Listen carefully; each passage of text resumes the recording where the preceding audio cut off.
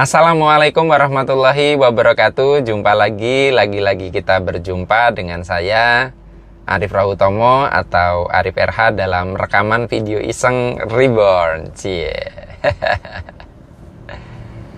Ya teman-teman, dalam video kali ini saya mau membahas tema judulnya tempat sampah energi. Tempat sampah energi. Kalau kita bicara tempat sampah itu isinya adalah barang-barang atau sesuatu yang dianggap sudah tidak bermanfaat ya. Dengan catatan kita batasi siklusnya, karena kalau bagi pemulung, bagi orang-orang yang membuat kompos, bagi orang-orang yang melakukan daur ulang, yang di tempat sampah itu ya masih bermanfaat. Tapi bagi yang membuang sudah tidak bermanfaat. Nah di sini saya bicara tentang tempat sampah energi. Wah, apa itu? Apakah ada energi yang tidak bermanfaat? Bukan gitu. Jadi saya mau curhat sebenarnya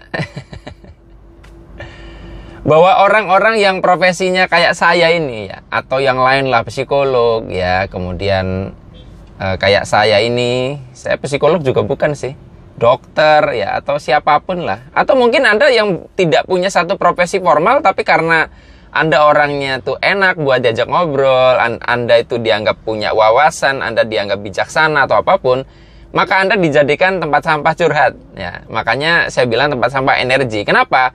Karena curhat itu biasanya adalah orang itu sudah merasa nggak mampu lagi, sudah penuh, sudah luber, ingin dibuang keluar, tapi bingung buangnya kemana gitu kan.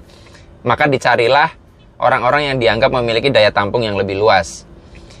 Nah teman-teman semua, banyak orang yang nggak memahami bahwa orang-orang yang diposisikan kayak saya ini, itu kalau tidak mampu menjaga diri, menjaga psikologis, menjaga mental, itu bisa oleng. Karena saya setiap hari menerima curhatan-curhatan. Terus terang dalam beberapa hari ini saya menerima curhatan banyak sekali tentang yang di PHK, yang harus mem-PHK, yang kesulitan keuangan, yang kebingungan tentang bagaimana ke depannya ya, dengan situasi sekarang ini ya, tahu sendirilah ya, nggak usah saya sebutkan. Dan itu terus terang seharian itu baca kayak gitu tuh, kalau bahasa Jawa itu istilahnya judek ya. Anda mungkin hanya mikirin masalah Anda sendiri, mikirin masalah Anda sendiri itu udah puyeng ya. Nah saya tuh kadang masalahnya orang banyak sekali, walaupun dalam beberapa kasus saya akhirnya bersyukur, ternyata saya bahagia ya.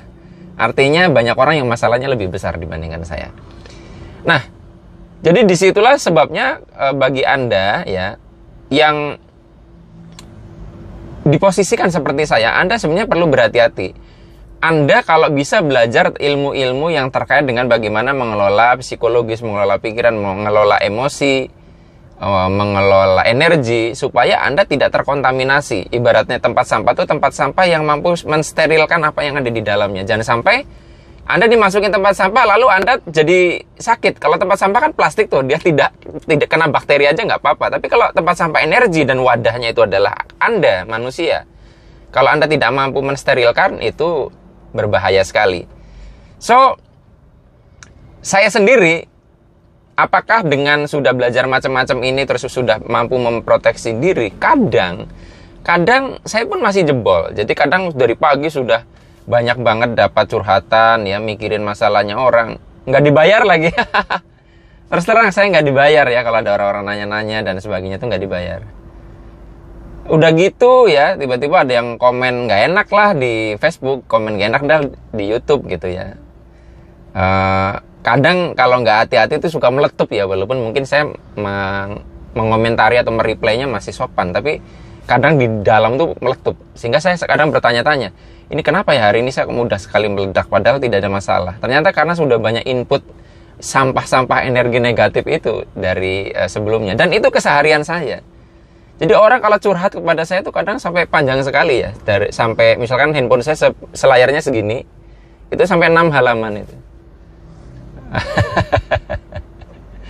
Cukup banyak sih orang-orang yang membuka jasa konsultasi berbayar gitu, karena memang effortnya besar sekali ya. Cuman terus terang saya belum tertarik untuk membuat sesi itu, karena saya lebih tertarik untuk orang itu ikut training ya, bukan saya membuka sesi konsultasi, karena orang itu kadang tergantung gitu. Tapi nggak tahu orang itu suruh ikut training nggak mau gitu lah. Yang menarik lagi kan saya bikin kelas gratis tuh yang saat ini sudah ada 5.700-an peserta gitu. Kalau di nalar itu kan pembicara yang kalau Anda bayar itu nggak murah itu untuk training online pun. Saya udah umumkan gratis, tapi yang nggak banyak tuh yang tertarik. Ya artinya contohnya, saya punya audiens di akun personal 81.000, di page 30.000, di YouTube ini udah 18.000 sekian kan. Nyatanya yang baru ikut 5.700, hanya sekian persen. Ya artinya belum tentu tertarik juga. Kok malah belok ke situ. Nah, jadi sama nasibnya dengan teman-teman saya yang saya minta untuk sharing di dalam acara itu pun adalah tempat curhat, dan ya itu kadang memenuhi ruang batin ya. Dompet aja kalau penuh itu dia akan susah ditekuk gitu loh, nggak fleksibel. Jadi kalau orang terlalu penuh ruang jiwanya jadi nggak fleksibel, jadi kaku, jadi kenceng ya sini-sini. Nah, jadi pertama saya memohon kemakluman Anda kalau misalkan saya tuh kadang slow respon ya menjawab pertanyaan Anda. Karena yang nanya tuh nggak cuma Anda doang, yang curhat tuh nggak cuma Anda doang.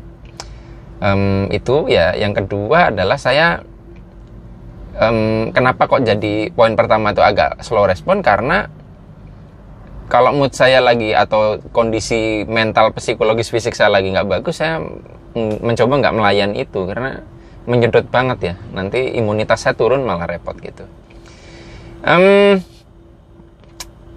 Jadi bagi Anda yang profesinya atau diposisikan kayak saya, ya di saat-saat seperti ini jadikan itu satu tugas mulia ya, untuk membantu teman-teman kita yang lagi pusing gitu. Ya minimalnya menjadi teman sharing itu aja.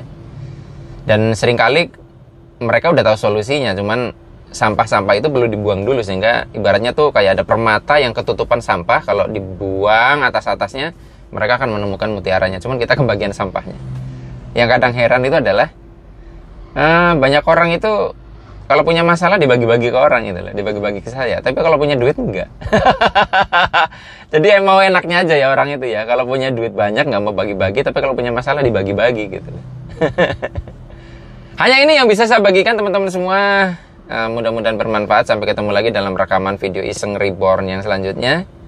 Saya akhiri, billahi taufik walhidayah. Wassalamualaikum warahmatullahi wabarakatuh. See you.